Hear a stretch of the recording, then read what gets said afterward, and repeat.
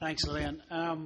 What I'm actually going to do is probably a little bit more basic science this morning, but really taking lessons from where we have come from clinically and thinking about how we actually begin to take the biology into new paradigms. So with the major focus being on colorectal cancer, which is the disease that I mainly treat. First of all, I should declare that I'm a founder and shareholder of Almac Diagnostics, also of Fusion Antibodies, and that my lab receives funding from Pfizer and from AstraZeneca. So what are the therapeutic challenges today in colorectal cancer? Well, first of all, as with most solid tumors, most cancers, it's a biologically heterogeneous tumor, but we are treating cancer patients as generic populations. And we've heard a lot about that over the last couple of days. What we know is that a high percentage of colorectal cancer patients derive no benefit from standard of care therapy. So we're treating 100 patients to maybe benefit 25 to 30. We're now in an era where we have numerous new targeted therapies, and that poses its own challenges, which I'll go into in just a minute.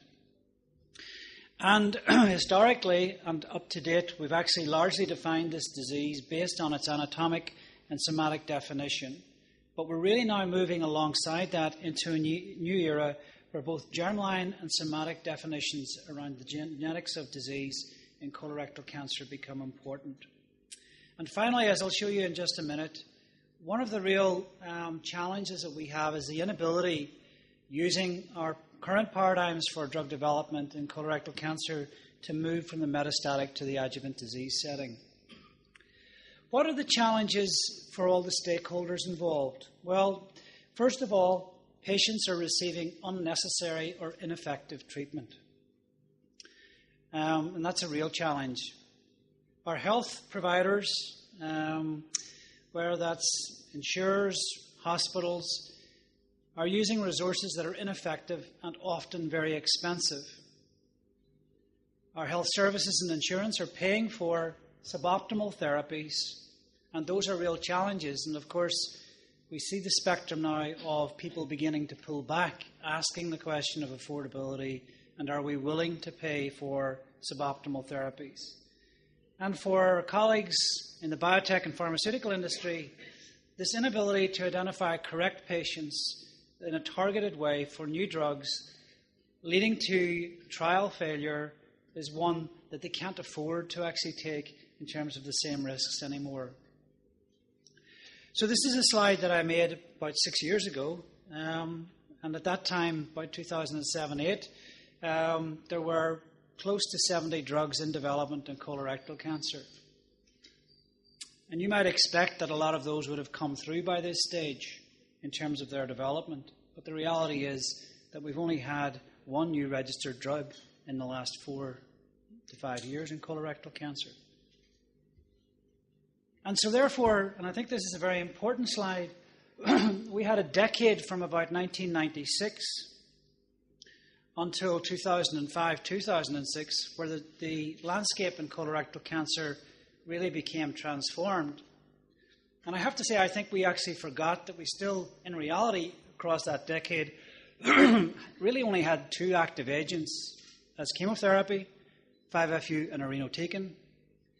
Despite the fact that we use oxaliplatin as a single agent, it's not active in colorectal cancer. It only becomes active when put in conjunction with fluoropyrimidines.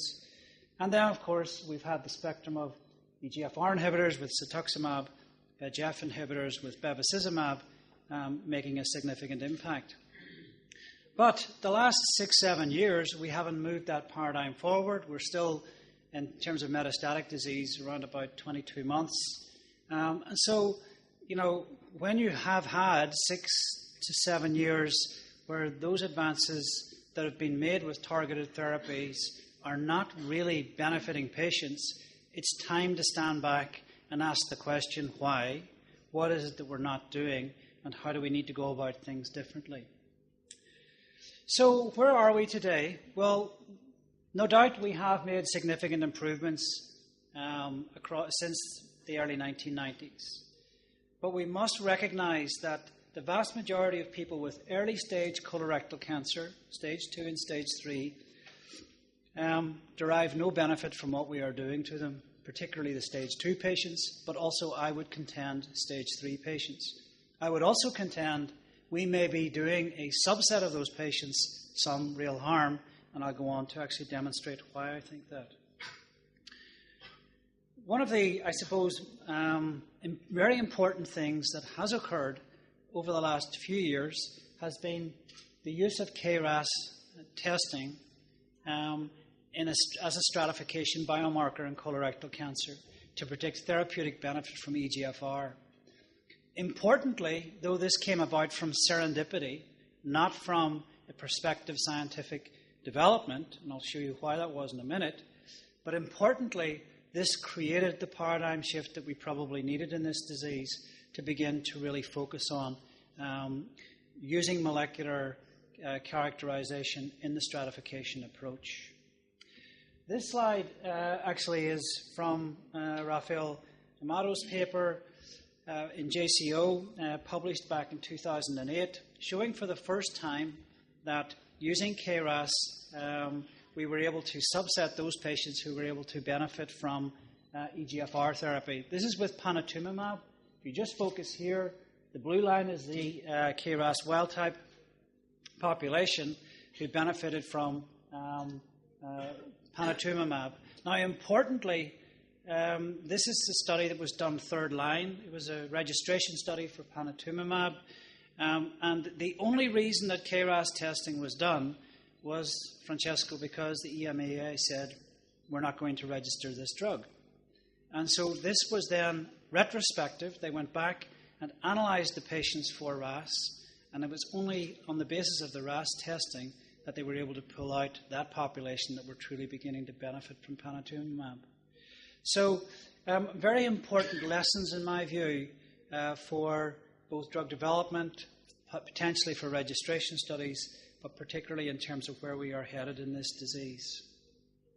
And so, in colorectal cancer, as in other solid tumours, we're now not only targeting pathways, which we've really been trying to do now for a decade, and with some success, we also now have to begin to look at how we target the genetics, because the pathways in the genetics, and those are both somatic genetics as well as germline genetics, are actually highly relevant here. Why?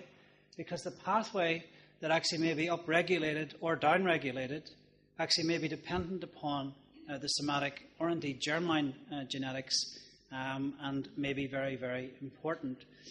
And that's highly demonstrated by what I've just shown you in relationship to EGFR therapy. So we've known about the RAS-RAF MAP kinase pathway for a long time. I think what's changed over the last decade is that we've now begun to develop a number of different agents targeting that pathway and successfully targeting various components of it, such that these therapies are now being used in melanoma, in colorectal cancer, in lung cancer, and a variety of other diseases. And of course, what we're really doing here is actually going after pathways that are being stimulated downstream, that are being stimulated by growth factor receptors, and trying to influence the proliferative capacity, invasive capacity, and indeed end up killing these cells in a variety of different ways. So one of the things that we've begun to do in my lab is to take an approach looking at, can we come up with candidate genes in a particular genetic set of backgrounds in colorectal cancer. And the one that I'm showing here is in the K-Ras mutant context. So can we come up with molecular targets that are highly relevant to K-Ras mutant colorectal cancer? And the approach that we've taken is we have a number of isogenic cell line pairs, so colorectal cell lines that have are either K-Ras wild type or mutant, but in the same genetic background. We've developed these resistant to chemotherapy, both irinotecan and 5-FU. And then we've done transcriptomic profiles on these, both using xenograft models that have these isogenic RAS pairs, tumors from patients, and also then our cell line models that have been developed resistance. And what we're doing here is we're trying to marry the transcriptomic information coming from these, both for what's differentially regulated, related to RAS, but also that's related to the ability of a drug like fluoropyrimidines to actually kill the cell. Because at the end of the day, a targeted therapy is likely to actually go into combination therapy. And what we've done is then collating all this information, putting it alongside publicly available databases, used metacore analysis to try and define key nodal points within the cell that are essential for survival of K-Ras mutant cells. So in other words, trying to pull out those genes or signaling nodal pathways, it's a bit like your traffic lights, that actually are absolutely critical to the survival, in particular, of K-Ras mutant cells. We've then taken these and put them through a synthetic lethal screen. From that initial screen, we chose 160 targets that appeared to be the major traffic lights, and then ran those through a secondary and tertiary screen, the secondary screen being multiple isogenic pairs across the RAS phenotype, and then the tertiary screen being multiple siRNA targets to those particular genes. And out of that came 10 major targets that we selected that appeared to be highly relevant in the K-Ras context, which we've gone on to functionally validate. And in particular, I'm going to focus on JAK1/2 and STAT3, but we also have now begun to develop a very significant interest in the Ephrin A2 as well. So what this data basically suggested to us was that a number of these targets, but particularly in this context, JAK-STAT pathway, appeared to be highly relevant in the K-Ras mutant context. So therefore, targeting JAK1/2 might be an important target to actually go after in the K-Ras mutant context. And indeed, there are a number of candidate molecules already in clinical development, and indeed, in myeloproliferative diseases, JAK1/2 has already been in clinical trials in a significant way. And there's the AstraZeneca compound, AZD1480, and the TG101348 are both JAK1/2 inhibitors, inhibiting activation of STAT3 and downstream transcriptional activation of genes like BCL-XL, survivin, VEGF, which actually drive the survival of cells. So what we were able to show was that when we then combined the JAK inhibitors with MEK inhibitors, and that's shown here, that we were differentially able to kill K-Ras mutant cells. So if you just focus here, this is the combination, this yellow bar, of MEK inhibition using the AstraZeneca compound 6244, along with the JAK kinase inhibitor 101348. And this is the RAS mutant cells. But if you actually look at the sister cell line, which is RAS wild type, you see that the combination is not synergistic. So this very much suggested that in the mutant context, combining the inhibition of JAK1/2 alongside MEK may actually prove to be a very important therapeutic combination. These are basically Western blots showing that the combination downregulates phospho-JAK2 and also downregulates phospho-STAT3 in the HCT116 cell line. So showing you that they've actually hit the target. So not only do you see an increase in the sub-G1 population, you see increased apoptosis, you see downregulation of these pathways. So suggesting in actual fact that the therapeutic target has been hit and has been hit differentially in the RAS mutant population. We've gone on now to do a number of different pairs across both codon 12 and 13 and basically seen the same thing. This slide shows an example of our xenograft model systems, and basically again showing the same thing, that when you combine JAK1, JAK2 alongside MEK inhibition, you actually get very significant synergy in vivo. So this is the JAK1/2 inhibitor. This is the MEK inhibitor on their own. When you put them together, you get sustained inhibition. Now, one of the big questions we had when we saw this was, well, what is actually activating the JAK-STAT pathway? Is it an autophosphorylation? Is it SRC-FACT mediated? Or is it GP130? Or is there another receptor involved that we actually don't know yet? So we then began to look at a number of tyrosine kinase screens and started to look for candidate receptors that actually might be active, preferentially using the JAK-STAT pathway.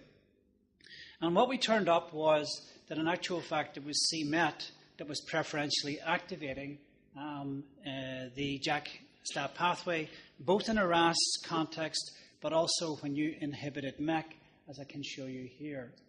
So this is the MEK inhibitor 6244. This is control.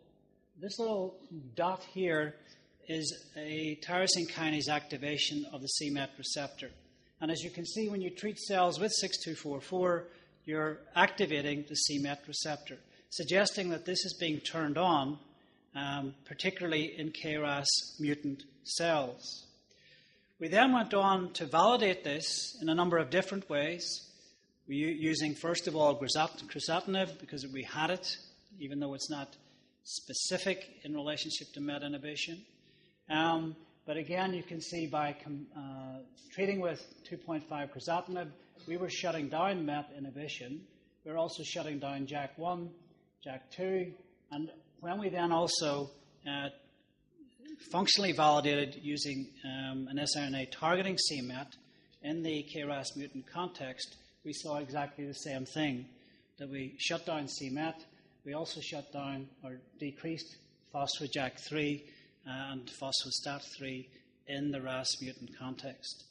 So we've done this now in a range of different cell lines, and we see exactly the same thing, where MET activation appears to be an important escape pathway, or MET activation appears to be an important escape pathway in RAS mutant context when you've either got autoactivation or inhibition of the MEK pathway.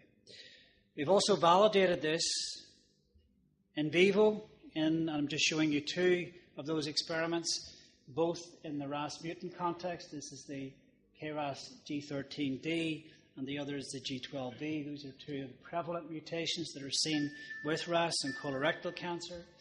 And when you actually combine crisatinib along with 6244, that's this line here, you actually get sustained growth inhibition in vivo, both in the HCT116 as well as in the SW620.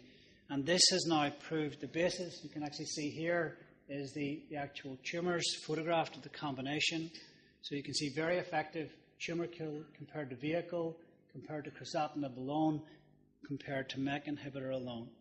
So this is now being taken forward through CTAC for a combination phase 1 of these two agents with the proposal that it will be targeted to a K-Ras mutant population.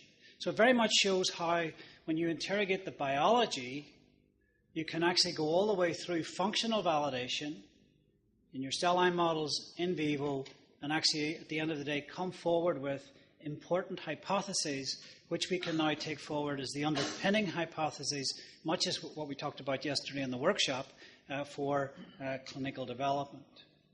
And hopefully within the next 6 months, we will have started this trial in a number of settings in Europe and in the UK. The other area that my lab has developed a significant interest in is the whole area of epithelial mesenchymal transition in colorectal cancer and its relationship to drug resistance.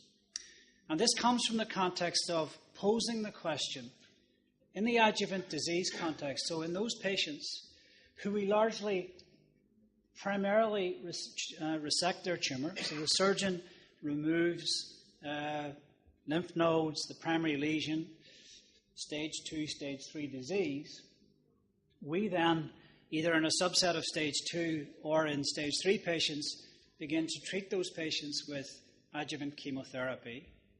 Why? Because our clinical trials have demonstrated the overall survival and disease-free survival benefit of that.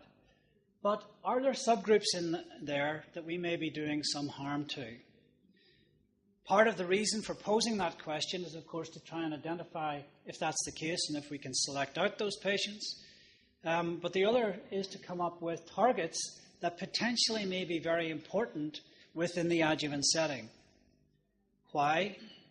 Well, it is possible that within the metastatic disease setting that we're dealing with a very different disease.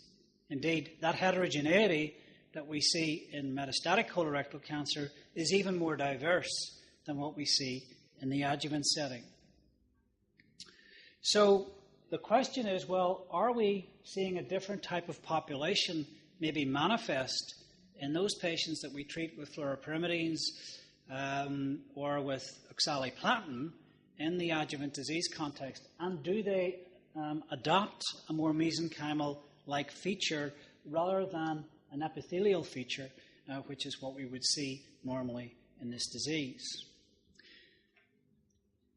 So in order to actually begin to study this and look at it, we've developed a whole panel of cell lines, just showing the HCT116 cell lines, which we again have built through an isogenic background. So in this context, we've said, right, no point in just having a generic set of cell lines. Let's have one in which we're actually studying the genetic background. And I'm showing here the HCT116 again with the K-Ras wild-type mutant pairs, but we also have P53 pairs, mismatch repair pairs, and so APC pairs. And the reason to do that is because they are the predominant molecular phenotype seen in early-stage colorectal cancer disease. We've then taken these cells through a selection procedure where we've collected the invasive front, and that's both when we've treated with chemotherapy and without. And then we've subpassaged those cells and created daughter cell lines.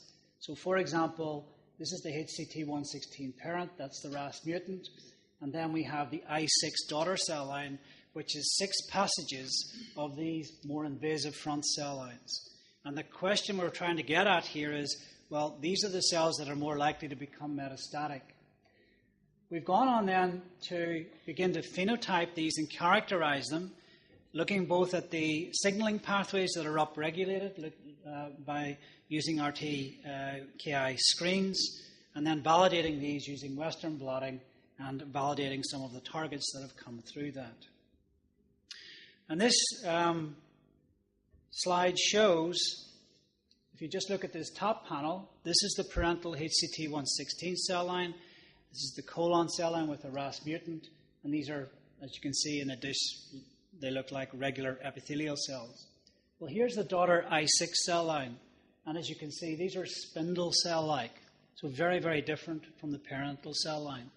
And I'm not going to show you the data, but a lot of the stem cell-like markers, such as CD44, are highly expressed in these cells, where it's only epithelial markers that you find in the parental cell line. However, more importantly, what you also see, if you look here, is that these cells are highly invasive, as shown here. So there's a big difference in the potential of these cells to actually invade through tissue boundaries. So that being very highly relevant to those cells that may eventually come back and spread to the liver. We've also then asked, well, are these the cells that are likely to be resistant to chemotherapy? And the answer is yes, they are. So if you just focus, here's the 5FU. This is the parental cell line. This is the invasive daughter cell line from the HCT116s. And you can see there's about a 3-fold increase in resistance to 5FU. These are colony-forming assays. Here's the parental cell line. And as you can see, when you treat with 5FU with a daughter cell line, there's still many more colonies. So therefore, these cells are likely to be those quiescent cells that are sitting there when we treat patients with fluoropyrimidines or other chemotherapeutic agents. Now, what happens when we do that? Well, so we've begun to look at, well, what happens to these cells, both to their phenotype, which I'm not going to discuss today, but also to their biological behavior. Are they still quiescent, or do they start to actually proliferate more quickly and invade more quickly? And in actual fact, the answer is when you treat with chemotherapy, these cells start to upregulate, proliferate more quickly, but also become much more migratory and invade, as shown here.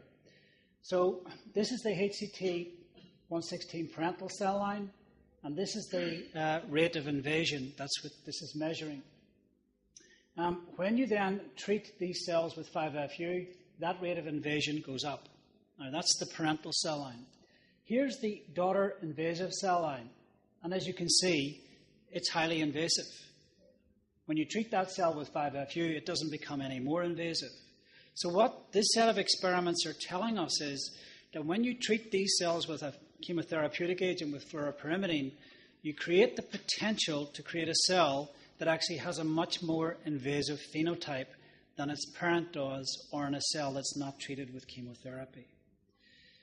Allied to that, are there particular pathways that suddenly start to jump out? In other words, that get upregulated quickly and that are associated with that phenotype? And the answer is yes, there are, and we've already talked about them. It's the phospho-JAK-STAT pathway is one of the key ones. AXL is another pathway, which I'm not getting into today, and also c-MET is also activated in these cells. So the paradigm here is one that we've got to think about very carefully. So does shutting down STAT3, JAK, actually inhibit this migration? And the answer is yes, it does, right here. So this is the daughter cell line invading away, but if you shut it off with the siRNA, you actually decrease the invasive potential. And that's both in the presence and absence of chemotherapy. So these targets that we've begun to pull out from our synthetic lethal screens, but also from understanding biology, may be highly relevant to how we actually come at the treatment of early-stage disease. Now, I want to finish by talking about another major project which we've just started in the lab over the course of the last 12 months, which is an attempt to begin to further refine and define those driver mutations that may be really important in colorectal cancer for the future. This slide is a slide from a paper we published in JCO at the end of last year, highlighting a 634 gene signature that we pulled out of 1,000 patients with stage 2 colorectal cancer. We did all of this work in paraffin-embedded tissue using the colorectal disease-specific array that we developed about 6 years ago in Almac Diagnostics. This was done across a number of American groups, European groups, and indeed Asian groups, in an effort to actually be as comprehensive as we could be in terms of the patient groups that we were looking at. This study was done on 536 patients. We had a HR of 2.6, and if you take any assay that's out there today, including histopathology, the best HR ratio you'll do in colorectal cancer in terms of picking out those patients that are likely to relapse is somewhere around about 1.6 to 1.8. Now, this particular assay is currently being validated by CalGB, and we'll see what the results of that show over the course of the next 6 months.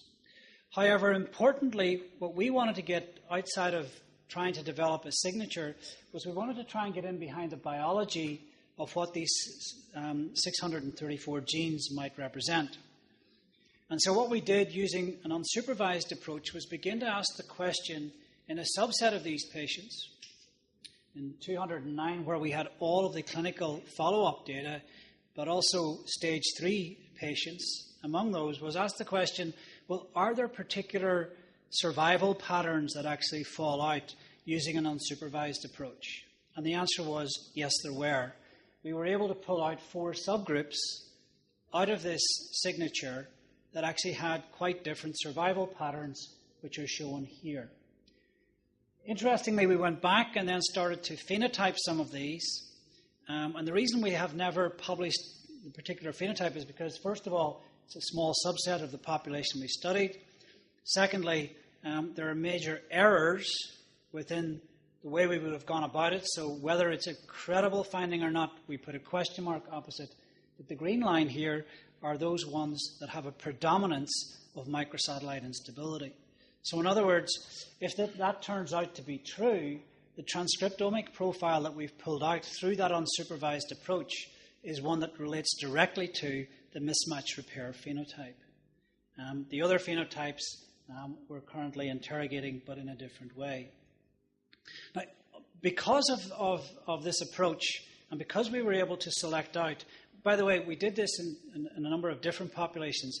We actually, first of all, did it in 55 patients that we had all the data, and we saw all 4 of these groups in that 55. We went back in again with the 205 that we had, and actually the same 4 groups came out.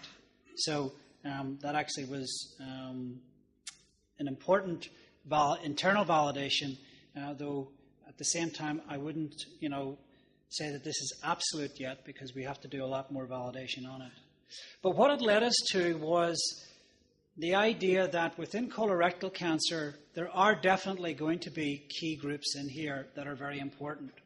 And so we've now started a very large sequencing project with 8 pan-European groups and UK groups, where we actually are now going to try and define the driver mutations associated with key transcriptomic profiles across initially 1,000 tumours, and using fresh frozen material as opposed to paraffin.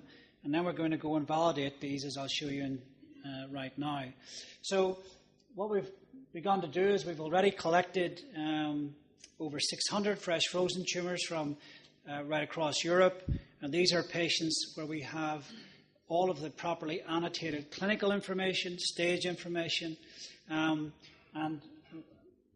we're going to sequence these.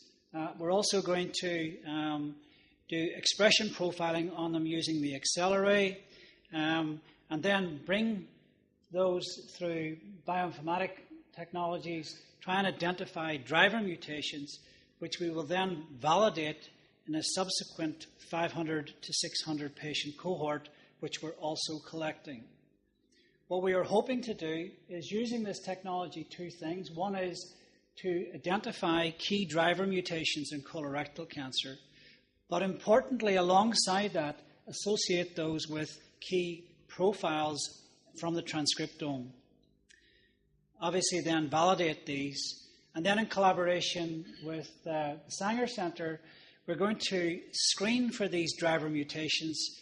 There are 80 colorectal cell lines in the 1,000 cell line panel screen, and we're going to screen for these in the Sanger cell line population, because they already have collated all of the response related to targeted therapies as well as chemotherapy, and see, can we begin to link this genetic information to data in relationship to response to both chemotherapy, but more particularly to targeted therapy, and then where those come out, validate those in our in vivo models going forward.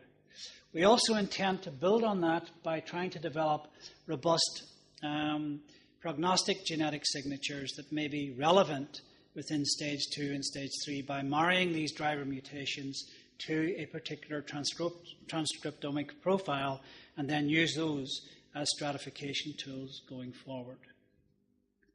And of course, all of this is underpinned by trying to further develop adaptive clinical trial designs where we align a particular genomic imprint or mutation or transcriptomic profile, and possibly all of these, and align these to a particular cocktail of drugs or targeted therapy that is likely to be beneficial.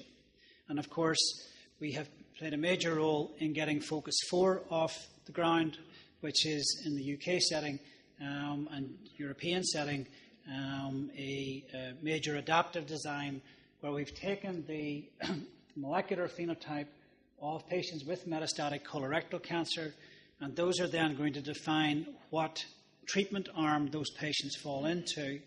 And this is a trial that's literally just kicking off as we speak, funded by Cancer Research UK and also by the MRC.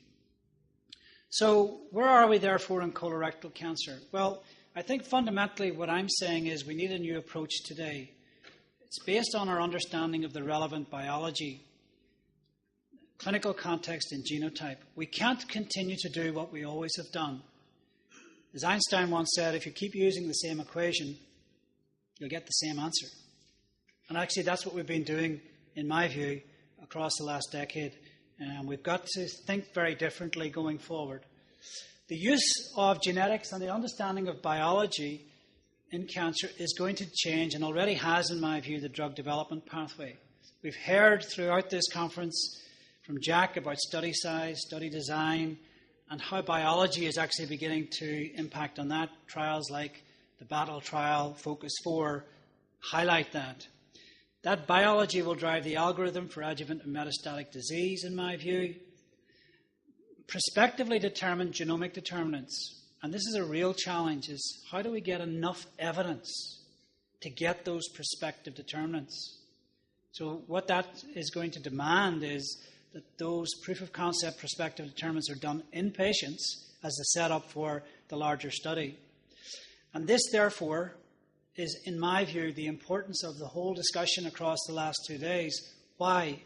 It is going to demand centers of excellence like you have emerging in China, with the dedication and partnership across traditional boundaries, industry, working with investigators, regulators, working with industry, working with regulators, in order for patients to really benefit from this type of approach.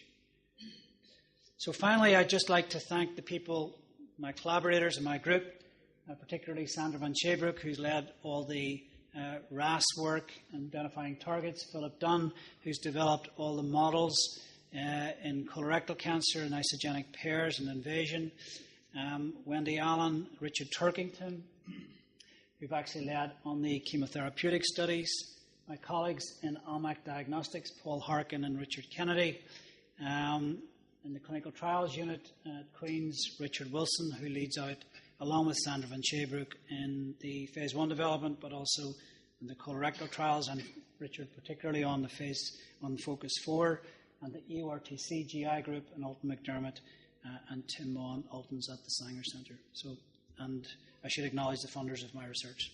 Thank you very much. Thank you, Patty, for sharing with us your exciting research in your laboratory from GI cancers. Are there any questions? Maybe I'll start. As a single investigator, or even as a limited investigator, how would you propose that our investigators really take advantage of the clinical patients that they have, and then subsequently do really a limited amount of research, potentially with laboratories to collaborate, and then subsequently even get the idea to then stem another clinical trial to go to industry and ask for support as an investigator-initiated trial? It's daunting. So. Yeah. And that's why I made, in my last comment about the development of centers of excellence. You have clearly here in China the emerging centers of excellence, and you have to build those centers of excellence. You have to create time and space for this type of work to happen.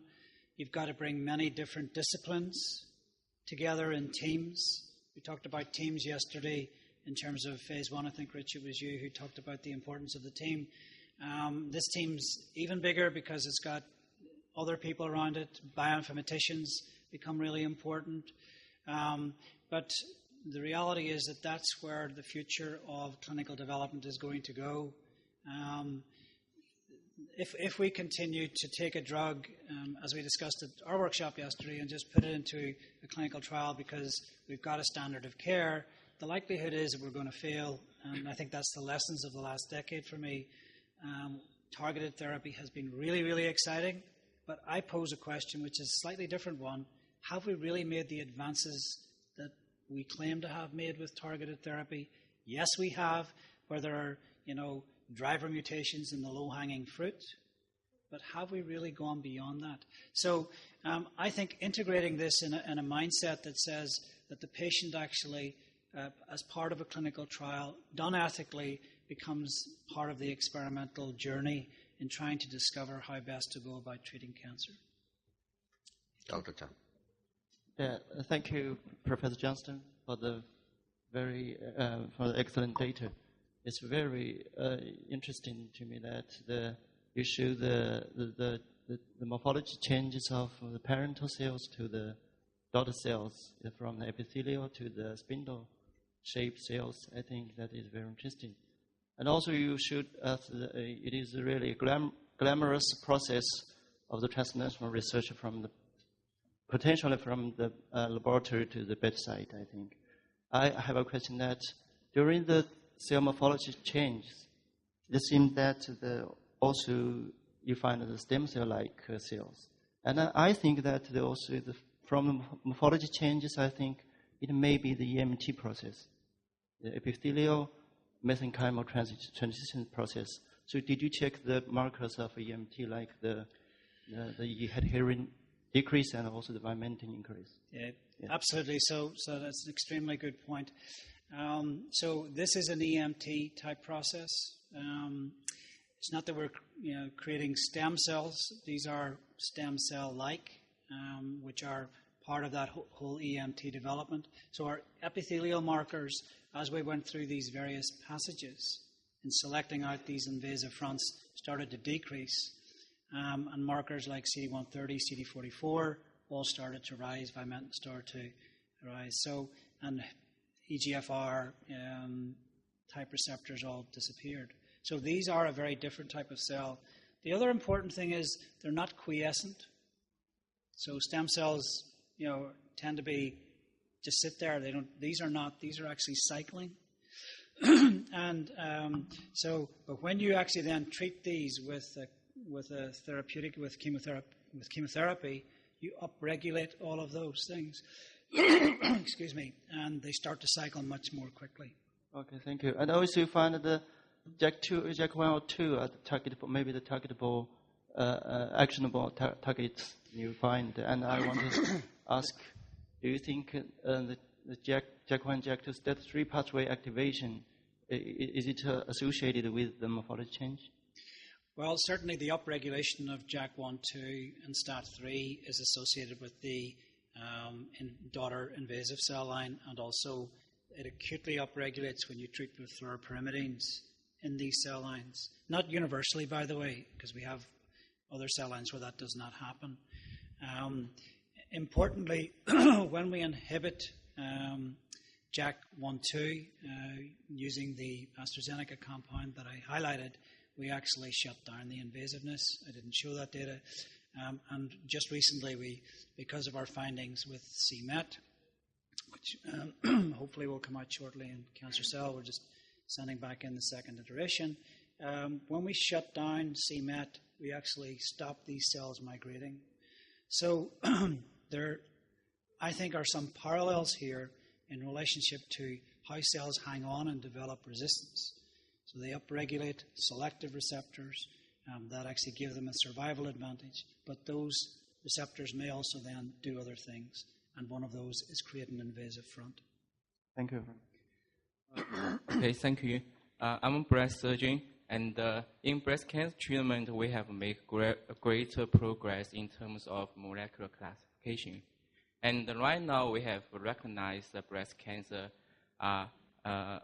consists of several molecular subtypes. But in our clinical practice, when we met some cases with good anatomy classification, like T1 and N0, but with bad molecular prognosis.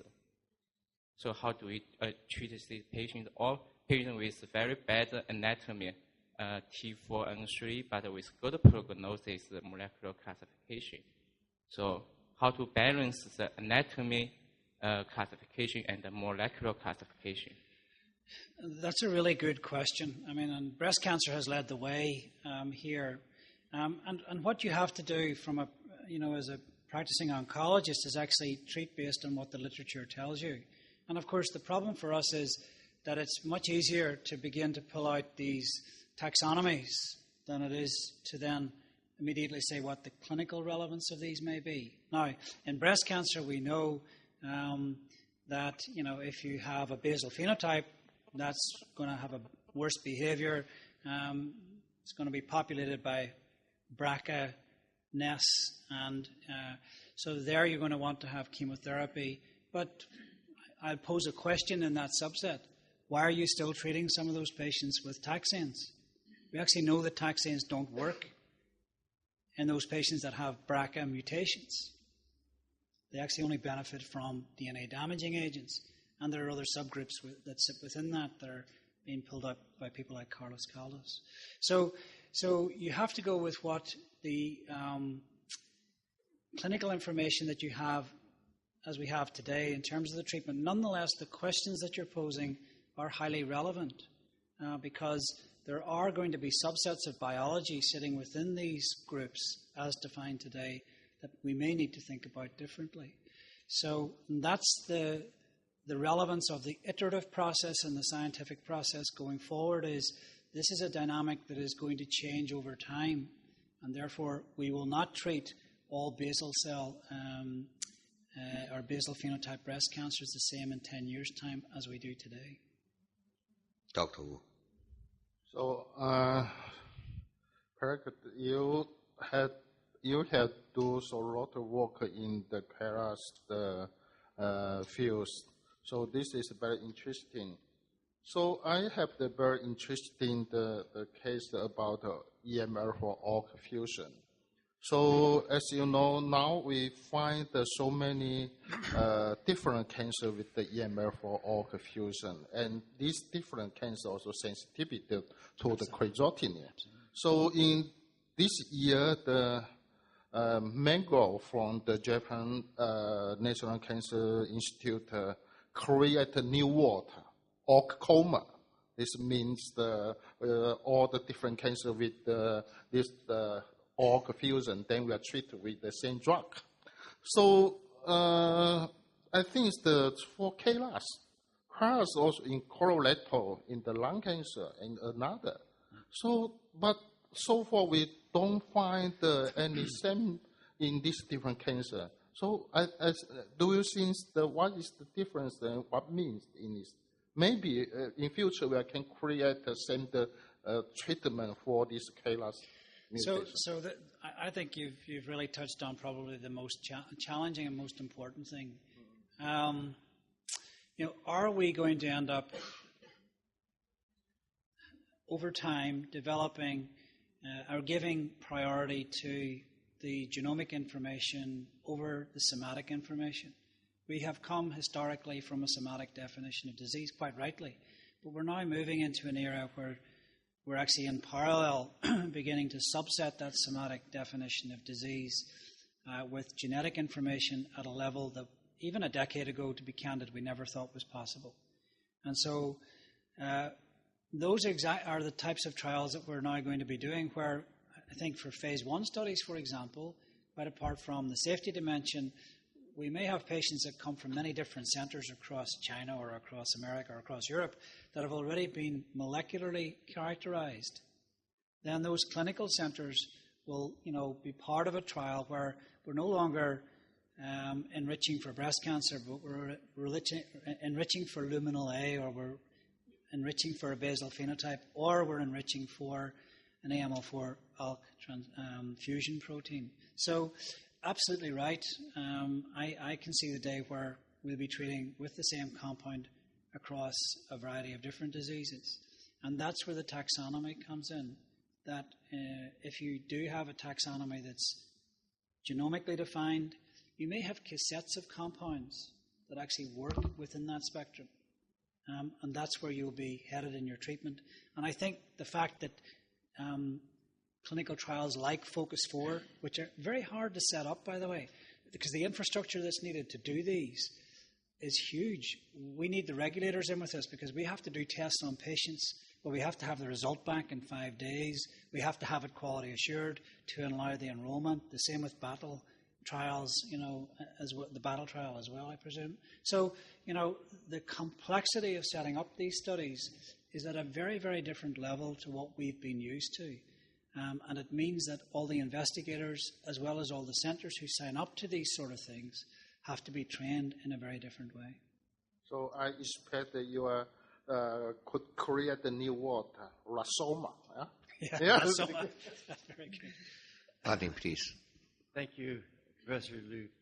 One of the things I've been noting about Act 2, not unlike Act 1, is that although there's a great deal of training that's here to be done, and especially in the workshops, there are certain thoughts that emerge that really are beyond a simple workshop, and that might actually be the germs for future further development, not only next year at Act 3, but elsewhere. And let me see if I can make clear what I'm just now thinking as a result, Patty, of your presentation, in which you end by saying in order to do this right, and that's the only way to do it, is to have and develop centers of excellence that are really complex, requiring multidisciplines in a very interactive and integrated way.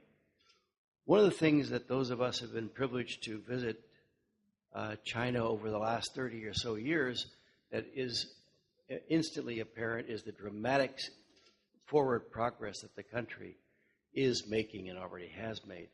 And there are certain decisions that the Chinese government are able to make that really enter a new era or epoch when stem cells became a feature that China wanted to really invest in.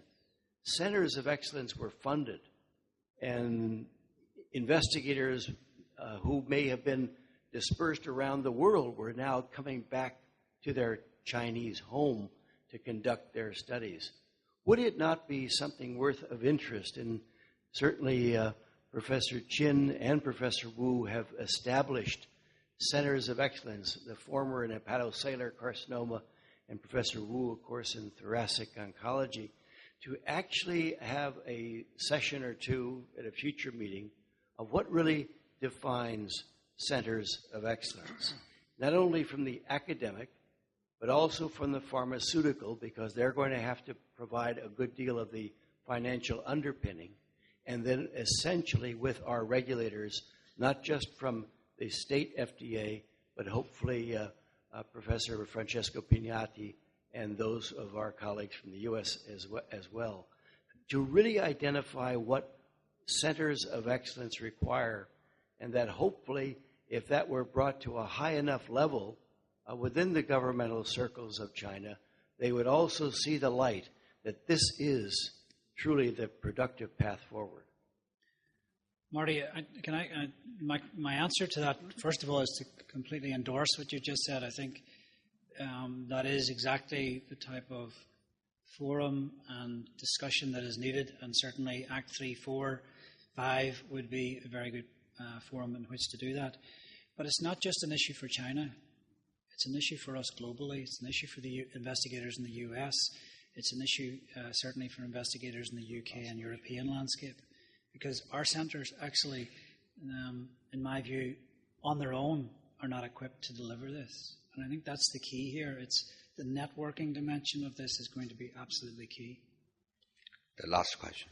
I have one question. I want to ask if there is any drug gene shared by cancer stem cell. If we target this drug gene, we may have an ability to cure the tumor. Are you asking me if going after cancer stem cells is something that is likely to be productive? Is that what the question? I want to ask if there is some drug gene shared by cancer stem cell, different kinds of cancer stem cell. I can't give you a straight. There certainly are already published in the literature in lung cancer, in leukemias. There are certainly different molecular phenotypes around stem cells. What the clinical relevance of those is something that has not been figured out. Certainly, the stem cell itself in the solid tumor world has been suggested as being something that is quite chemoresistant. But whether there is a molecular characterization of those that makes it particularly resistant to one drug versus another, I'm not sure that we actually know that today, though it may be an important question. Does that answer what you're asking?